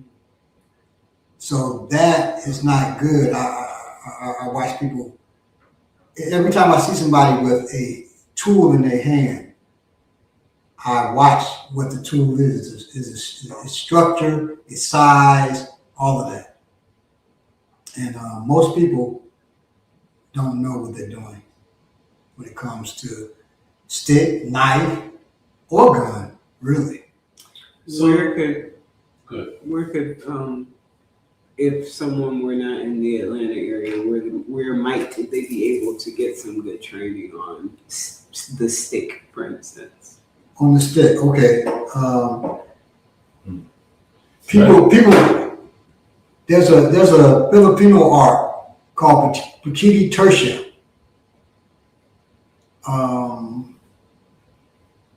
In that art, they can get training on the stick. What would it be like when we showed you? But no, it would not. It'd be good. It'd be good training though. Pakiti, P-E-K-I-T-I, P-E-K-I-T-I, Pakiti Tertia, T-E-R-S-I-A, Pakiti Tertia, or some people call it PTK, Pakiti Tertia Kali, PTK. That's about the best Kali system I've seen. And there's a system of Pincha Salat. Pincha Salat is not Kali. They're two different arts. There's Pincha Salat Bukti Nagara. That's pretty good. And then there's Pincha Salat from the country of Brunei, whatever it's called. That's pretty good if you want to learn to stick. But I don't know if the Bruneian system is in the state that you may live in, but Pakiti Tertia is in pretty much every state. But in your city, I don't know. I figured you were going to say that, and I just want to make sure. We had mentioned this before, but if this is something that you think you want your children to learn, first of all, you should be doing it with them. Second of all, you shouldn't be taking them anywhere and dropping them off just because they say they teach whatever it is that they say they teach. Whatever school you go to, you should be keeping a very close eye on the people there. Yeah, and I want to point out that the second most common area for child molesters is martial arts schools. The most common area is schools, academic schools. The second most common area is martial arts schools. So be careful putting your child somewhere and then leaving or sitting reading a book while they train. letting them go off in the areas where you can't see what's going Even on. if you can see, some of the lessons are sharp Real with what they slick. do. Right. Now, if and you have an idiot will say, martial artists, they're not child molesters. If they really train, get out of here. It's not like you're God. Right. It's not. It's not character. It's not anyway. right. Character. It got to do with training. Right. If you're a good person, you're a good person. No matter if you're taking cooking, martial arts, whatever you're doing, right? If you're a shitbag, it doesn't matter what you're taking.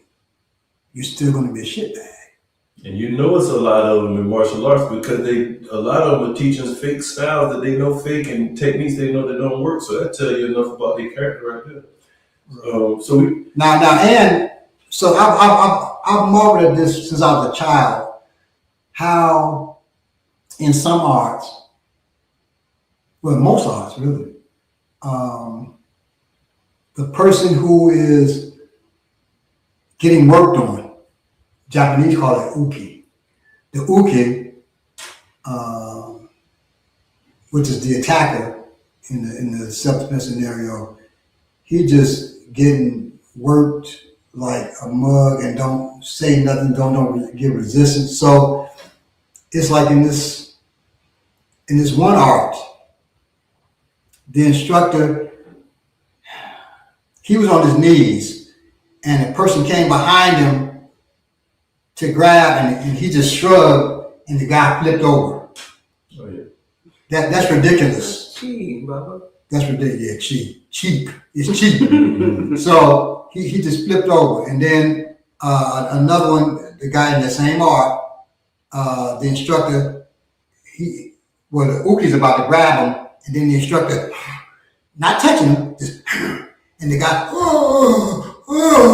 and backs up and then bends his back because the instructor has his back bent with that chi. Oh, yeah, that was the force. Yeah, exactly. Yeah, when you like break them up like that. and so all of that is bullshit. But I marveled at how I'm like, okay, we can say the instructor got bad character, but all his students do too. It just doesn't make sense. Yeah, it doesn't make sense to me. And I've thought about, okay, maybe those students believe this is going to work, and so they go along with it. But I'm like, some of the stuff is too fantastical. There's no way you believe it. In fact, a friend of mine was an expert in this art, and I said, why do y'all do the thing where the person grab your wrist and then you throw them? He said, because I work my chi, and he said, I work my chi, and then I throw him. I said, okay, well, do that to me. He said, okay. And I grabbed him, and he moved his hand, like you're about to throw, like that. And I let go. I said, He said, grab me again. So I grabbed him. He said, grab me another way. I grabbed him another way. And he said, that's because you're a martial artist too. Your chi too strong. Well, my chi is too strong. It's like the realm of possibilities, like when you move to a new town and you don't see the suppression because you just moved there. See, they've been conditioned to right. They're conditioned with. On the real though, you know what? I never seen that happen to black folks. I never seen a video where it was a dude doing this to black folks and they just falling all around. I've never seen that. And in fact, this instructor was a black man, and he's used to doing that to his black students. Well, no, I've seen black folks do real bad techniques and stuff. No. I've seen. Like I said, he did that art, and he had all black students, and all his black students would fall and do all this stuff with him. Yeah, and in fact, I took a class with this legend in that art who made more sense, really. And I think I took a week of classes with him because it was like a free week or whatever. And he did something, and when he did it, I flew back. Oh, right. And he was like, damn, I used that much chi? I said, yeah. And he was like, man, come on. He said, now, and he used my government name. He said, now, he's just silly. He's just real silly.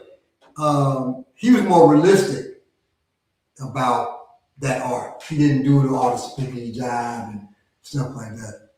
Good. Oh, appreciate you, Black Warrior 5528. He said, good video technique, sir. Kali martial artist here. Unfortunately, most fights here end up in gunplay. We say Cali martial arts. Most fights in the gunplay, fair fades are rare. Knife fights are rare unless in jail or prison. We said that. Knife attacks ain't rare, but knife fights are rare. And yeah, we in Atlanta where most fights end up in gunplay. So the thing is, the key thing you said is fights. So it is some type of an attack happens and then it ends up in gunplay. So that's what we definitely want to address the attack part. And if you handle that part right, it won't end in gunplay because they will be unable to use a weapon at that time. Now, he's talking about in California. Yeah. Cali, martial artists, yeah. Unfortunately, most fights here now end in gunplay. Fair fades are rare. Knife fights are rare unless in jail or prison. Yeah, I'm just saying all around now, a fair fade is very rare. Yeah. So and definitely here. When a fade, a person from Cali, when they say a fade, they're talking about a fight, boxing, right? Yeah, get fades up. So for those viewers who don't know,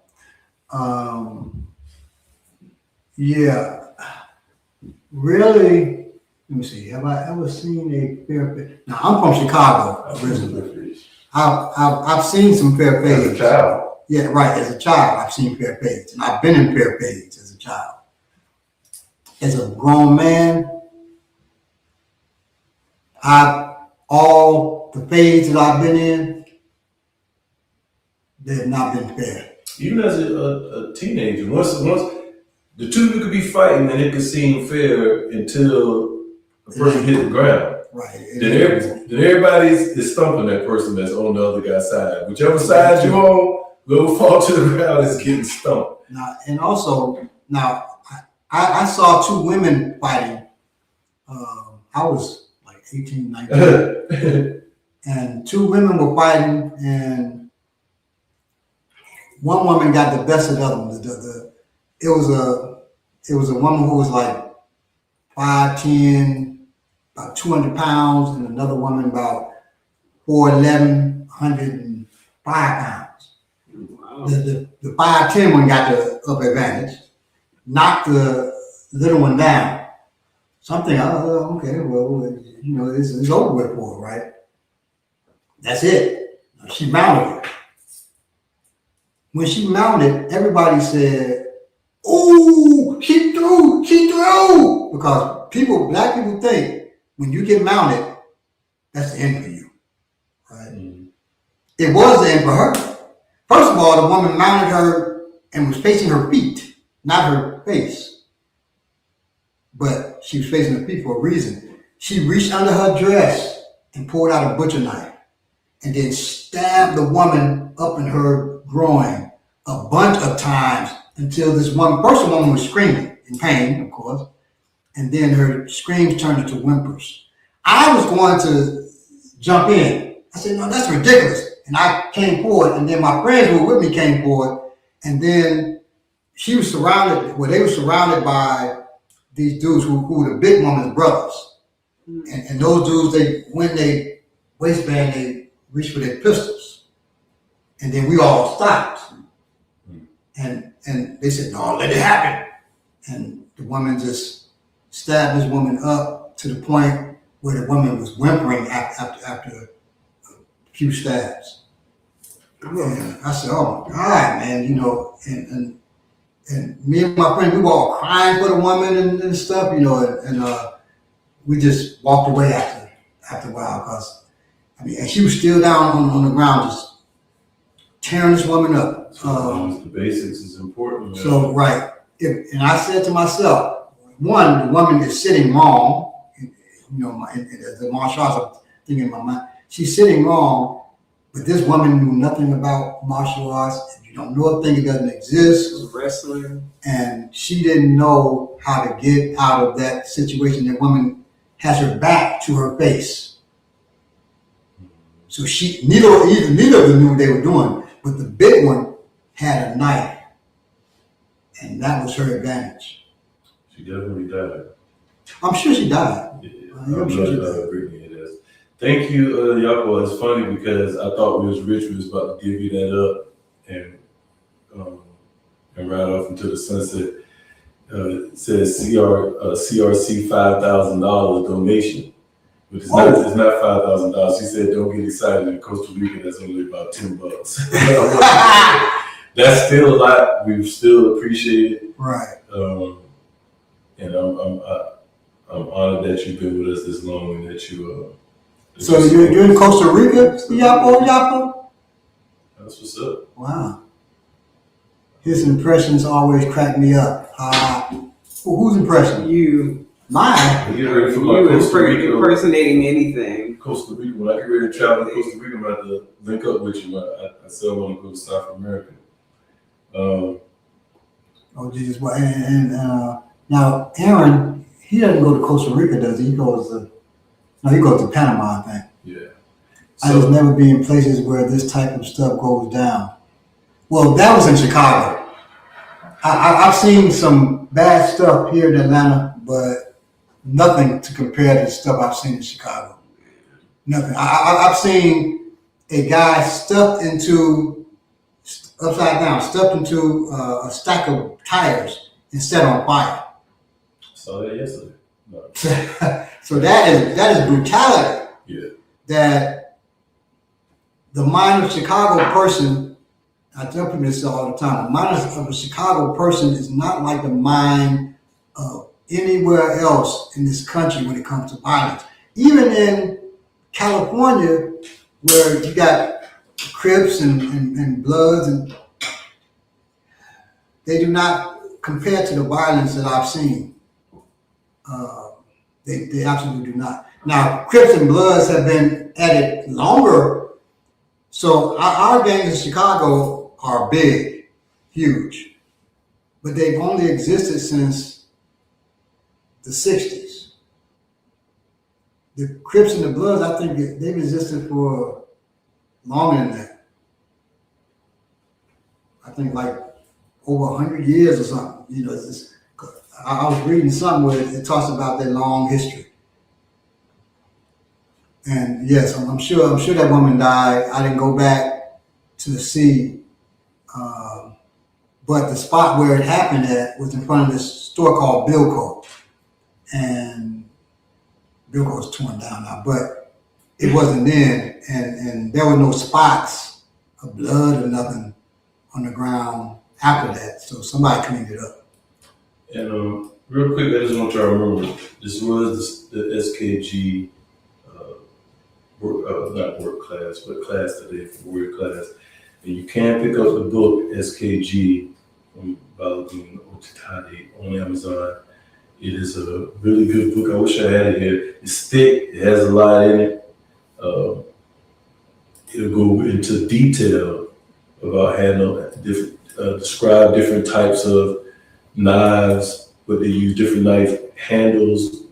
I mean, how you hold the knife, different ways to hold the knife, why you holding it that way, different guns or firearms, what's used for what's the best ammunition, all type of things, information and techniques. So it's a really, really good book. Eugene Mason said, no, they started in the 70s here in LA. Oh, so Chicago gangs are older. Wow. There were gangs before them here. Okay. It has been central hub of this continent since before colonialism. Oh, Chicago? Yes. And that's why, so when people underestimate people from the South. Right? I feel it's silly to underestimate people from anywhere in this country, really. But most of the black people in Chicago are descendants of people from the South. So that same level of brutality, it developed from people who came from the South. My father and mother were from the South, and they weren't in the gang. They were known as some of the most brutal people out there. My father and my mother. I wrote a poem one time about my father was a bad motherfucker, but mama was twice as bad, right? And it talks about my family for real, okay? And it's not just them, it's my whole family. I just took the energy, well, my father took the energy first, and then passed it on to me from our violent tendencies to make it something professional and right and do it good. But I took it even further and went the radical revolutionary route.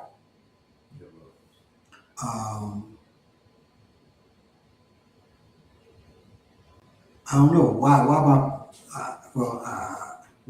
yeah. I don't know. I say I don't know why my family's like that, but it's ancestral. When I was last time I was in Chicago, not the last time I was for my mother's funeral, but the time before that, for my mother's birthday, I have a cousin, and we always talked a long times and stuff like that. And he was like, "Man, cuz, I work at this, he works in a hospital." He said, "Man, cuz, one time, these fools about to fight me, right? And he had on gloves, and with the gloves he had brass knuckles that go into the gloves." And I was looking at him, and I laughed. He said, "What you laughing about, cuz?" I said, "I laugh because only our family would buy gloves specifically tight enough to go on the hand, and you could put brass knuckles on top of it." I've only seen my family thinking like that, right? But my family's from Chicago. So I got family from Mississippi, from all over. And they think of some wild stuff too. But the Chicagoans is a whole different nature.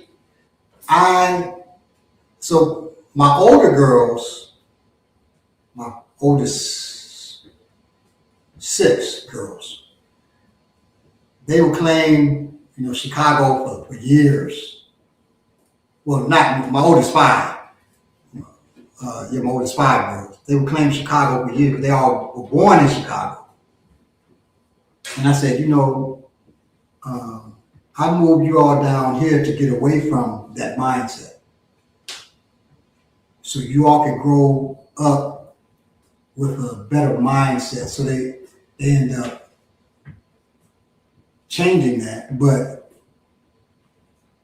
it's funny, 3 of my children and all of my grandchildren live in Chicago now again. So my 2 oldest, my daughter Amy, and then all my grandchildren, well, all of them except 1, live in Chicago. I don't want them to get that mindset. So what I want to be a synthesis. I want them to have the heart of somebody from Chicago, but the mind of somebody from down here. The mentality, the personality of somebody from down here. Because I'm telling you, Chicago is a rough ass place, man. And that's the truth. The distinct culture of Southern violence propagated by the colonizers. Yes, so Southern violence, and that includes violence like in the fraternities and sororities, that all started with the colonizer. It has developed into something else, but it started with the colonizer, yes. But it developed into our own mode of violence. All right, y'all. So if y'all don't have any questions, or my comrades don't have any comments or questions, we're gonna call it a day. Thanks for hanging out with us, Thank you. and I hope you learned something. Review these techniques, train them, make them your own. Yes, and increase them. You know, you can add your own flavor to them. Absolutely. And Iapo, we'll try to remember that you're in Costa Rica, okay? Yeah, I didn't know that. Is the Thailand trip still going on? So they went to Thailand first. Now they're in Vietnam. I think they go back to Thailand, or they go to somewhere else, some other Asian trip. But yes, it's going well. All right. So be safe in the homes, everybody. Be safe out there. Keep your head on the swivel. All right. Train, train, train. Thank you once again. Be black or whatever it is that you may be. Peace. Peace. Love y'all. Have a great week. See you later. Maybe next week.